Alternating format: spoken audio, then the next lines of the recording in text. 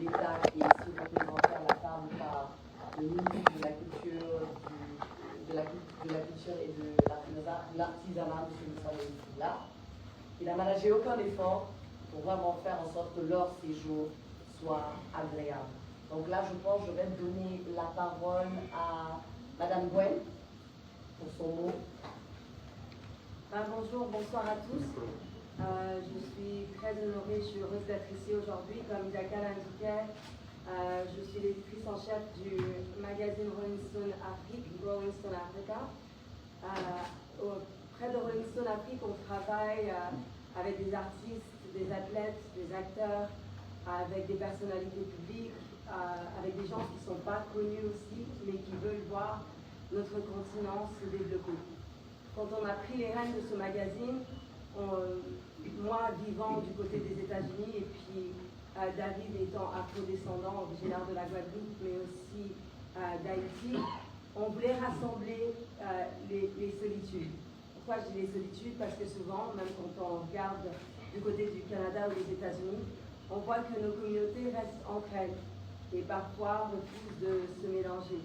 Donc nous voulions briser ça et nous voulions nous rappeler que nous sommes tous un, au-delà des barrières qui nous ont été imposées. Alors dans ce magazine, ce qu'on fait depuis quelques années, c'est qu'on travaille avec des Africains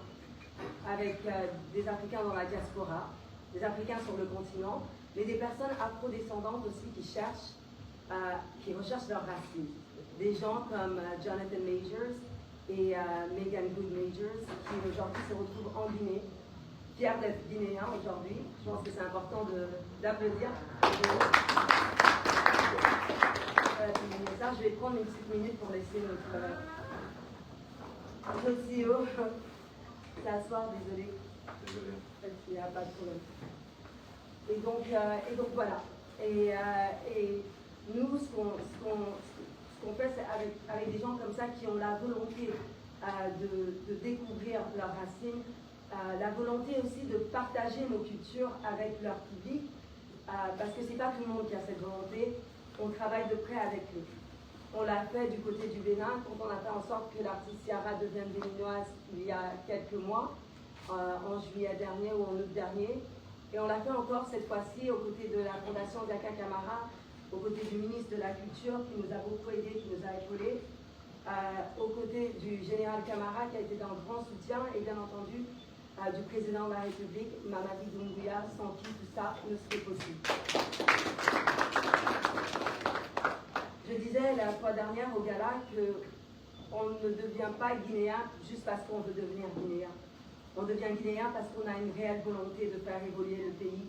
On devient guinéen parce qu'on porte ce pays sur le cœur.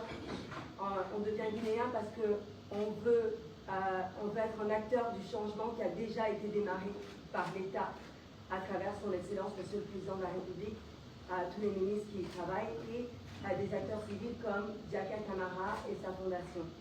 Et je disais il y a 2 jours que ces 2 personnes sont les personnes les plus simples, les plus humbles. Aujourd'hui, la Guinée elle a gagné pas seulement 2 citoyens, mais elle a gagné des rebelles. Des rebelles qui vont aller à la défense de la Guinée, des rebelles qui vont vouloir construire, qui veulent déjà construire. Et je vous dis, dans les 2 derniers jours, mon CEO et Diaka peut vous le dire, ils ont développé beaucoup d'idées. Je regarde les notes de Jonathan ici, il parle de beaucoup de choses, je vais le laisser en parler, mais ils sont prêts, ils ont retroussé les manches, ils veulent travailler ensemble avec nous, avec Rolling Stone Afrique, avec le groupe Moncom, parce qu'au-delà de Rolling Stone Afrique, on a Moncom, on travaille avec eux pour développer leurs idées avec le ministre de la Culture et Diaka. Donc voilà, moi je voulais vous dire que nous on est là. Aujourd'hui, ils ont posté fièrement qu'ils sont guinéens et c'est des millions de personnes à travers le monde qui découvrent la Guinée aujourd'hui, qui repartagent ça. C'est grâce à eux, c'est grâce à vous. Je vous remercie.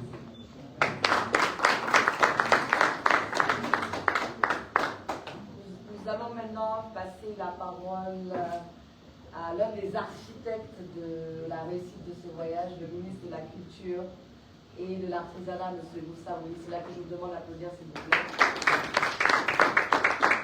Bonsoir à toutes et à tous. J'aimerais plaider pour que ce que je dirai soit traduit afin cher Jonathan et Megan, distingué au cadre du ministère de la Culture, Madame la Secrétaire Générale, et Madame Jacques Camara, CDC. Je salue également les représentants de patrimoine de Rolling Stone et tous mes frères journalistes qui sont dans cette salle et qui ont donné de l'explication et de l'écho à cette visite mémorable de nos deux stars, nos deux têtes étoilées du cinéma mondial. Je salue également la présence de M. Issassou, qui est un convaincu passionné du patrimoine culturel et aussi le représentant du Grand Ligue national, sous le signe duquel est placée toute cette visite. La Guinée, depuis son indépendance, a toujours été une terre d'accueil, un refuge de dignité pour les consciences libres du monde. Sous l'impulsion du président Sékou Touré, le premier président de la Guinée indépendante, notre pays a ouvert ses bras à toutes celles et tous ceux qui luttaient pour la liberté, la justice et la reconnaissance de l'Afrique et sa diaspora. La Guinée n'a jamais considéré la culture comme un outil d'armement, mais comme une arme pacifique de souveraineté, un levier d'émancipation et un langage universel de fraternité. C'est donc cette tradition panafricaine que le président, son Excellence Mamadi Doumbouya, perpétue depuis le 5 septembre 2021.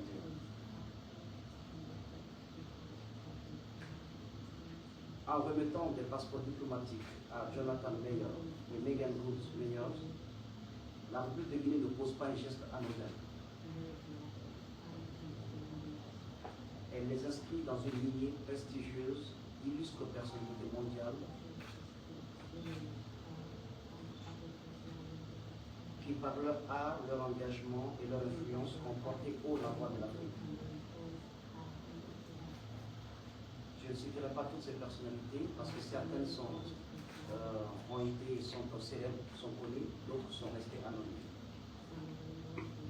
Myriam Makeba, la maman Africa, a donc reçu le passeport diplomatique guinéen.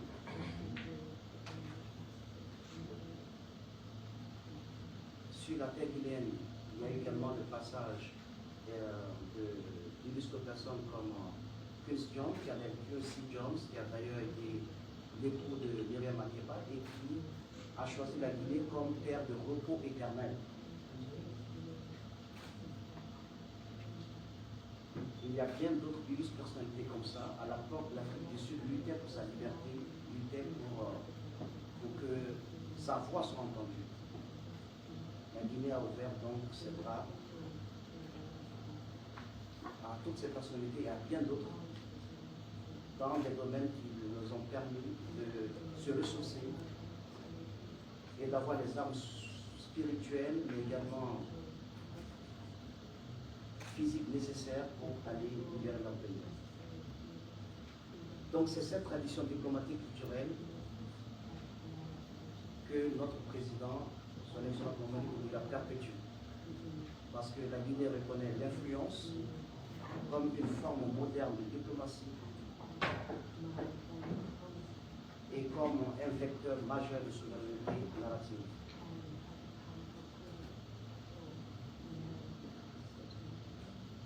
La cérémonie que nous avons vécue ces 2 derniers jours est une vision du président qu'on appelle Simandou 2040, dont la composante 2, le pilier 2, parle de l'éducation et de la culture. Et donc, sous son magistère, l'éducation et la culture deviennent un peu les phares de toute sa vision. C'est pourquoi nous faisons un choix clair pour la valorisation de notre patrimoine matériel et immatériel, la promotion des industries culturelles et créatives, la formation des talents et surtout la reconquête de notre image par nos propres récits. Les pays africains ont trop longtemps été victimes de stéréotypes.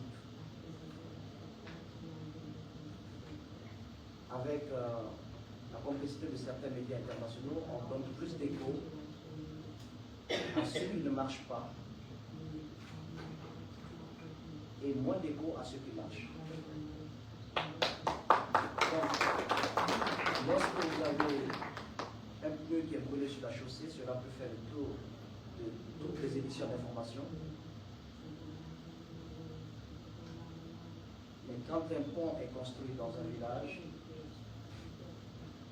quand une école est ouverte, cela n'a pas d'intérêt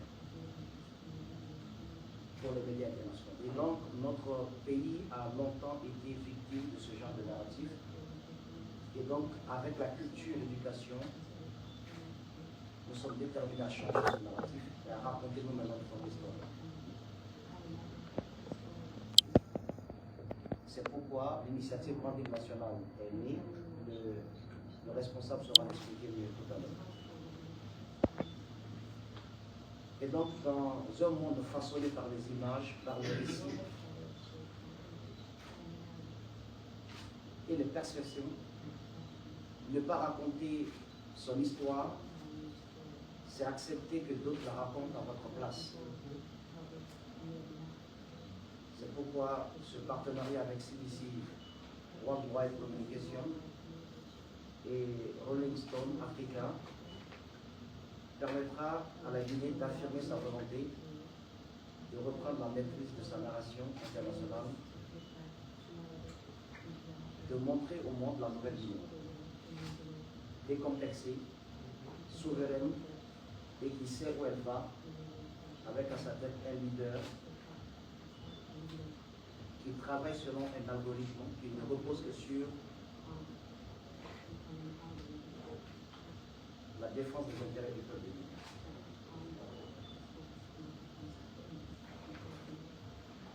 Et donc, pour avoir cette vision avec des partenariats qui vont se créer, nous avons besoin de passerelles puissantes entre l'Afrique et sa diaspora, entre Jonathan et Megan, représentant cette passerelle puissante pour le monde de la culture de la République de Guinée. Et donc, je voudrais saluer leur engagement et leur détermination au nom du président de la République, au nom du Premier ministre et des membres du gouvernement, pour avoir accepté et choisi la République. Nous sommes convaincus que ce choix n'est pas anodin, n'est pas fortuit. C'est un écho spirituel qu'on ne peut pas narrer qui les a conduits ici. Il y a une sorte d'énergie, d'attachement à la terre, à la source. C'est quelque chose sur lequel on ne peut pas mettre des mots. Mais ici, ils sont venus par cette énergie. Et c'est pourquoi leur engagement en tant qu'ambassadeur du branding de la Guinée, ce n'est pas seulement symbolique ou ponctuel, mais pour nous, cela s'inscrit dans une dynamique durable. Notre ambition, c'est de voir des productions culturelles internationales naître,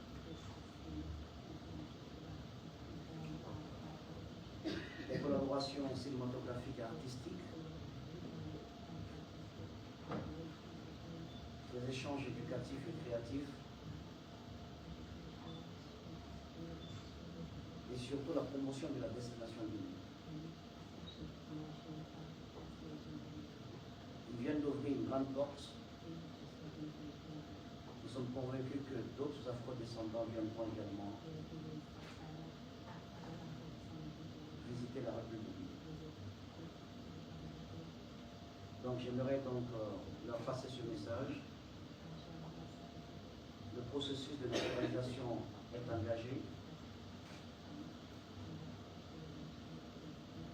c'est un processus judiciaire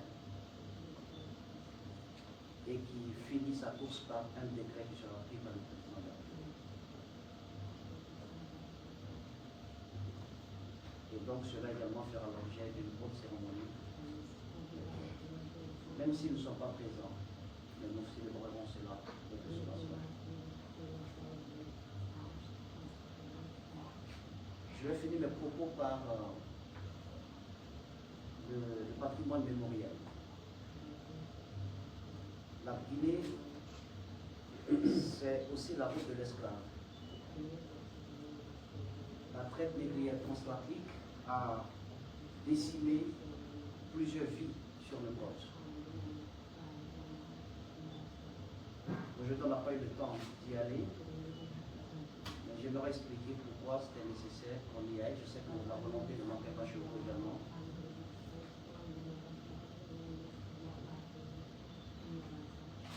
Parce que c'est certes un passé douloureux,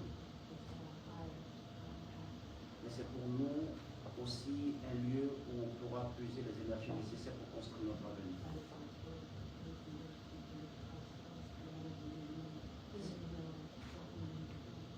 Ce n'est donc pas un lieu de lamentation pour nous, c'est un lieu de réaffirmation de soi.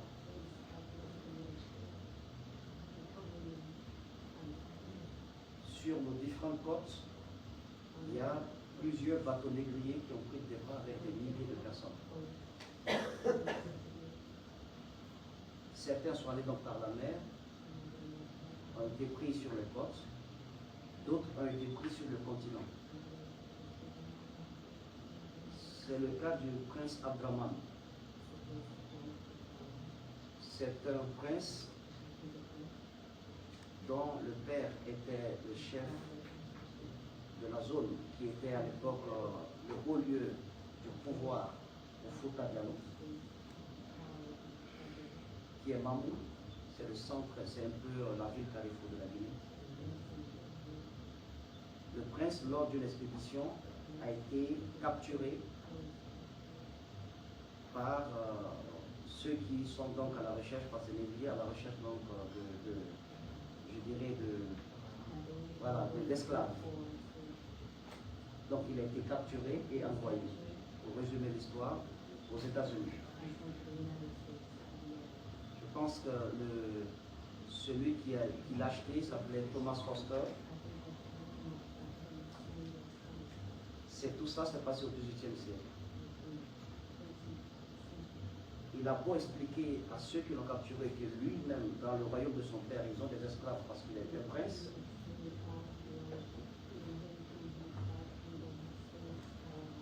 Ils n'ont pas du tout écouté. Il a été soumis à l'esclavage à Mississippi. Donc Prince Abdraman va garder sa foi avec lui parce que c'était un musulman convaincu. Il écrira des poèmes en arabe et donc il réussira à envoyer un courrier au sultan du Maroc à l'époque afin que celui-ci intercède auprès du président des États-Unis, président, si je ne me trompe pas. Et donc ce courrier a fait le tour, amplifié par le travail des journalistes. Prince Abdraman a été libéré. Et donc, il entreprend son retour en Guinée. Il avait déjà fondé une famille là-bas. Il entreprend son retour en Guinée, il va passer par le Libéria. Et c'est là où il va rendre son dernier souffle. Il ne pourra donc pas revenir en Guinée. C'est l'une des facettes de ce que l'esclavage a été pour beaucoup de pays du continent. Mais comme je le disais à l'entame, ce n'est pas du tout une déchirure qui nous amène à nous lamenter. Parce que ce voyage a permis de créer un pont. Le voyage de Prince Abdraman a permis de créer un pont entre les États-Unis, le Libéria et la Guinée. Et aujourd'hui, les descendants du prince Abdraman qui sont au Libéria, qui sont aux États-Unis, et la famille qui est en Guinée se retrouve presque chaque année. Donc c'est l'une des facettes de notre histoire commune qu'on souhaite valoriser, mettre en avant. Parce que la culture, le patrimoine, c'est un langage non violent. Et c'est ce dont le monde aujourd'hui a besoin. Donc j'aimerais, au nom donc, du président, les remercier en espérant que leur séjour a été merveilleux. Nous sommes assez pressés de voir des collaborations naître avec nos cinéastes, avec nos acteurs du monde de la culture. Nous sommes pressés de voir des portes qui ouvriront pour nous dans le monde, pour des opportunités de formation et de renforcement des capacités. Parce qu'on en a besoin pour notre cinéma. En Afrique subsaharienne, on a été le pôle d'attraction cinématographique.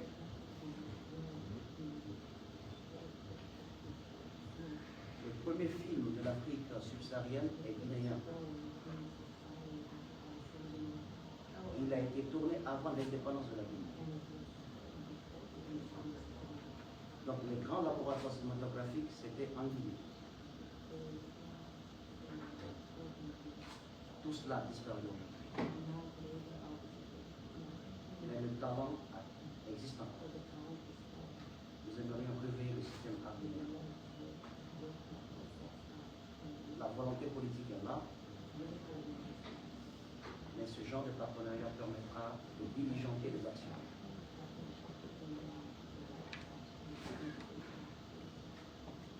Voilà, si je continue de parler, je pense qu'on va passer la nuit ici. J'aimerais saluer tous les acteurs qui sont venus à ça. Le ministre de la Présidence, M. Kouzagadouké, le directeur général de l'RPT, Mamadi Doumbouya. Je salue la secrétaire générale, les cadres du ministère de la Culture, le chef cadre, tous ceux qui ont travaillé à la reçue de cela. Merci beaucoup à Diaka Kamara. Je n'avais pas trop confiance à sa vision. Elle m'a monté à parler, je l'avais négligé. Mais je parie, à partir d'aujourd'hui, je vais l'écouter plus. Merci beaucoup. Thank you very much. Merci. Applaudissez encore pour cette belle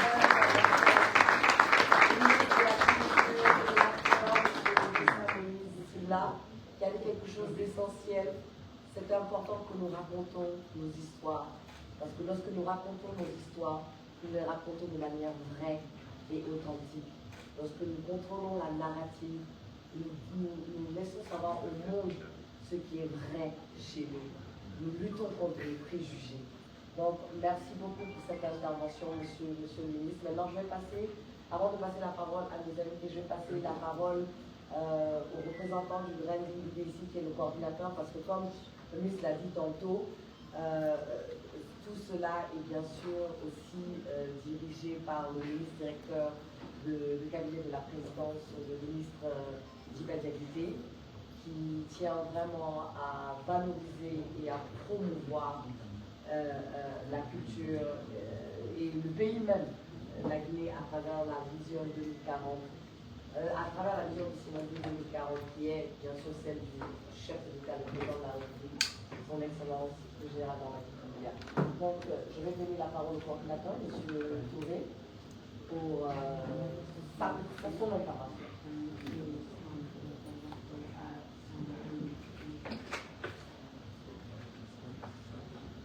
Bonjour à tout le monde.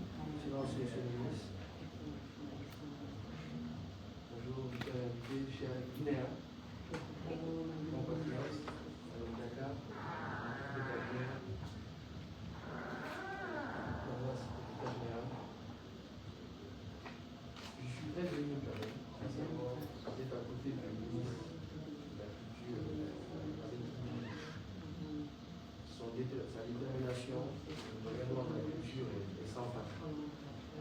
très ému aussi parce que le 30 novembre 2022, la vision du président de la République, son Excellence Mamadou Doumbouya, s'est exprimée avec la détermination et l'engagement sans faille du ministre de l'État de Cabinet de la présidence de ce qui va député, a été lancé le branding national.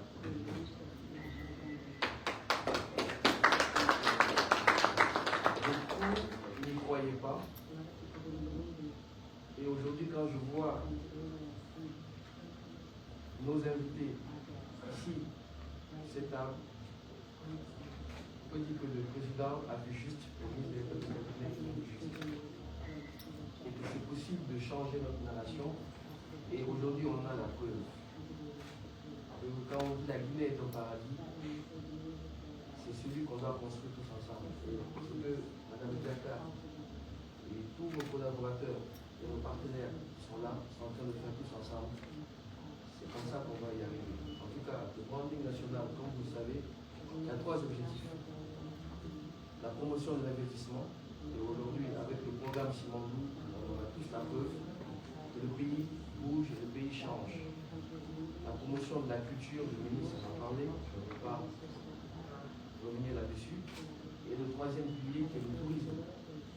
La promotion touristique, faire la destination en Guinée un levier de développement de notre pays. Et je pense que l'implication de nos invités dans le domaine du cinéma peut nous permettre de pouvoir changer le narratif et pousser encore d'autres personnes à venir investir dans notre pays. Merci, M. le ministre. Merci à tout le monde. Merci.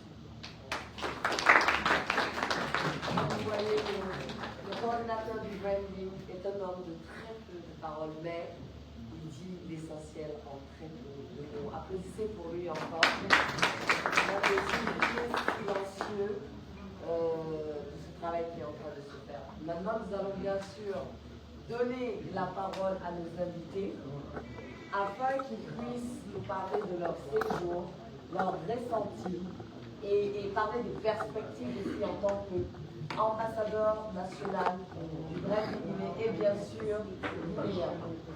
Megan.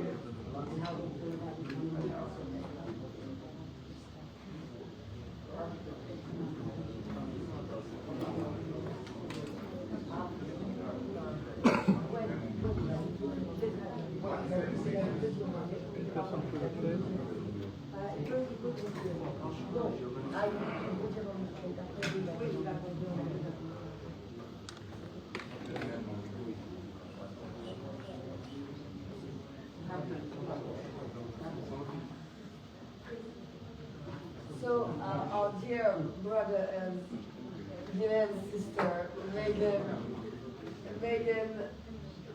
Good Majors, and her wonderful husband, Jonathan Majors, we are going to give you the floor so you can express yourself about the visit. You spent some days here. How do you feel? And also, how do you feel about your citizenship? And how do you see yourself working as branding ambassador in the near future? I am a bit overwhelmed with joy. Je suis très touchée avec énormément de joie to be a Ghanaian citizen, d'être une citoyenne guinéenne.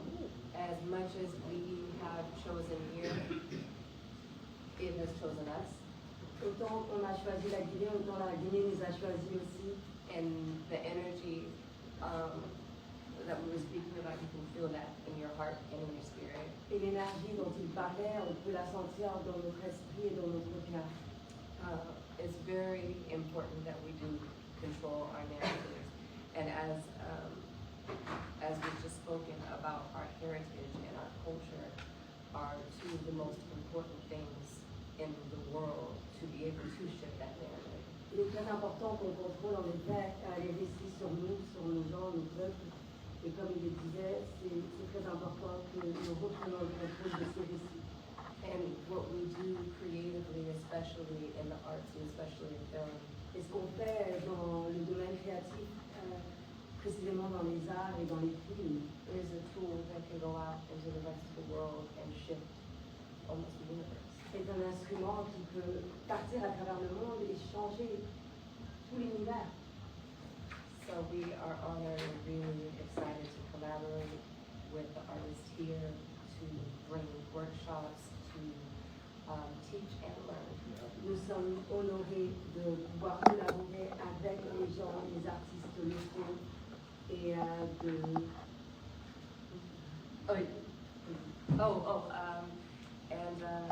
I'm going to let my husband speak now, but we're really excited about all the things that we can create because we have a number of ideas. Voilà, on disait qu'ils étaient contents d'échanger et avec les artistes locaux, de travailler avec les artistes locaux, d'apprendre d'eux aussi et de leur apprendre aussi leur savoir-faire. Et maintenant, elle va laisser son mari, Monsieur Jonathan Major, s'exprimer.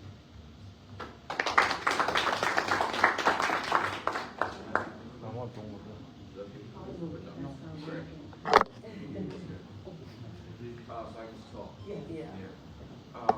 Bonsoir.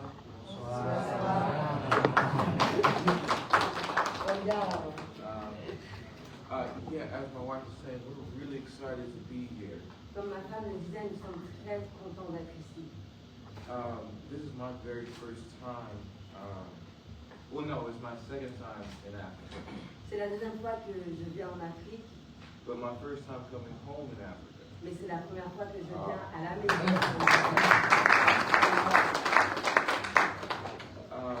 We first want to thank you guys. Nous voulons d'abord vous dire merci infiniment. I think what you guys are doing as a country and who you all have proven to be in the 48, 72 hours we've been here has been astounding. Ce que vous faites pour le pays, pour l'État, et ce que vous avez trouvé dans ces dernières 48 heures à 70 heures est complètement incroyable. Almost as astounding as your people and the towns and the sea and the beautiful topography you guys have here. Presque aussi incroyable que votre pays, vos villes, la mer et les gens de ce pays.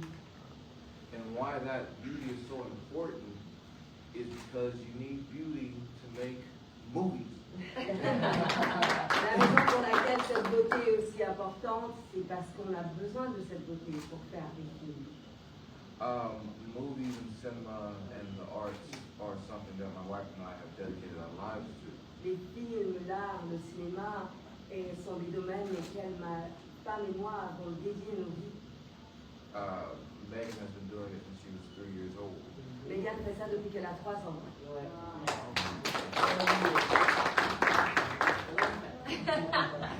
And I've studied / done it for 20 years straight. Et je l'ai étudié et je le fais depuis maintenant 20 ans. All that to say, we really, really, really love the arts. Tout ça pour vous dire qu'on aime beaucoup, beaucoup, beaucoup les arts. We believe that the arts is paramount to culture. Nous croyons que les arts sont alignés avec la culture. It's one thing that can make a person, a society, a story, immortal. Ça peut rendre une personne, un pays, une histoire immortelle. When I was visiting now and being a citizen of Benin, I believe this is a country that should and is already immortal. En visitant, en étant maintenant un citoyen de la Guinée, je crois fermement que c'est un pays qui est immortel. And because of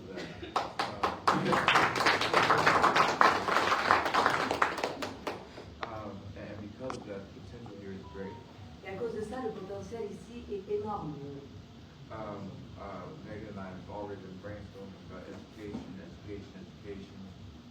Megan et moi, on a déjà commencé vraiment à penser à des idées autour de l'éducation.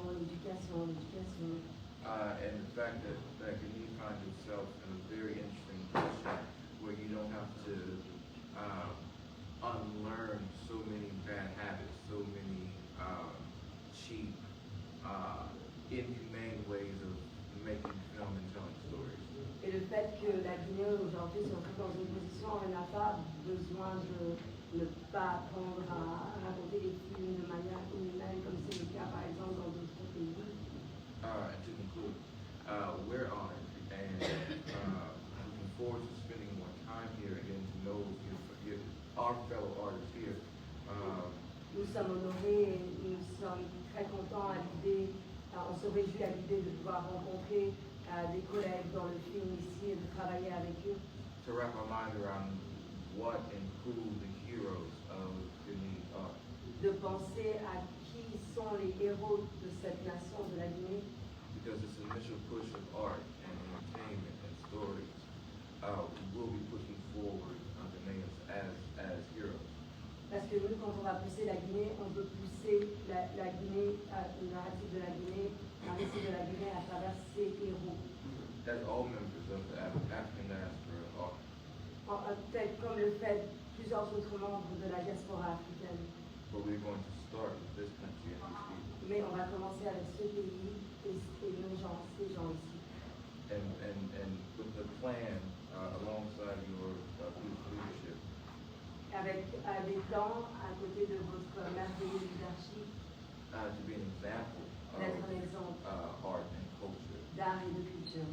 Not just for the great country of Africa, the great continent of Africa. Pas juste pour le grand continent de l'Afrique, But the entire world. mais pour le monde entier, à travers le monde entier.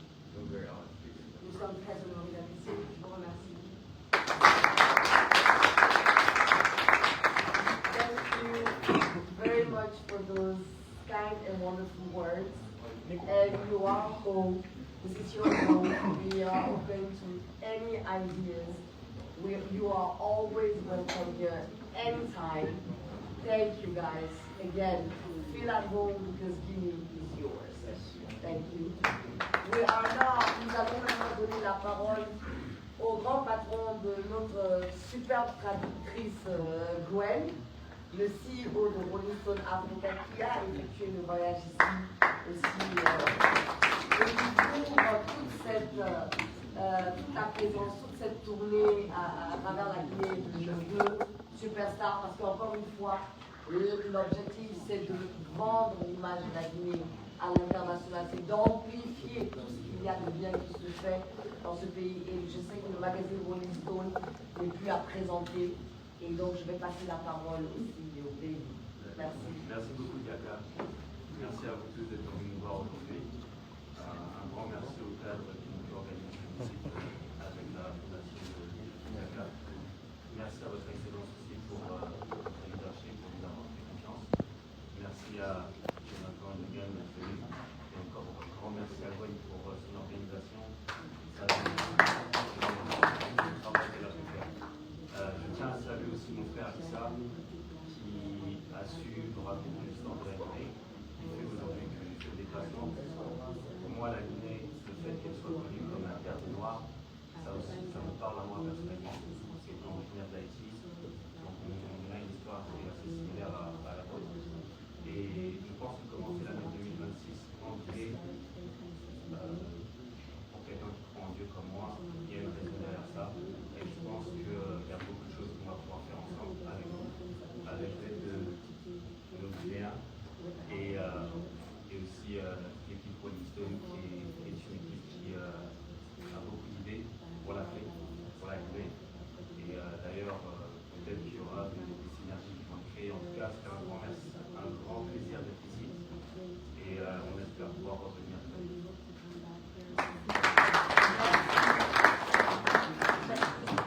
Merci beaucoup, Monsieur le ministre. Avec votre permission, nous allons lever la séance. On remercie tout le monde autour de cette table. On vous remercie, vous. Et n'oubliez pas, vous êtes tous les ambassadeurs de notre très chère Guinée. On vous invite à continuer de raconter des histoires inspirantes. Merci à tous.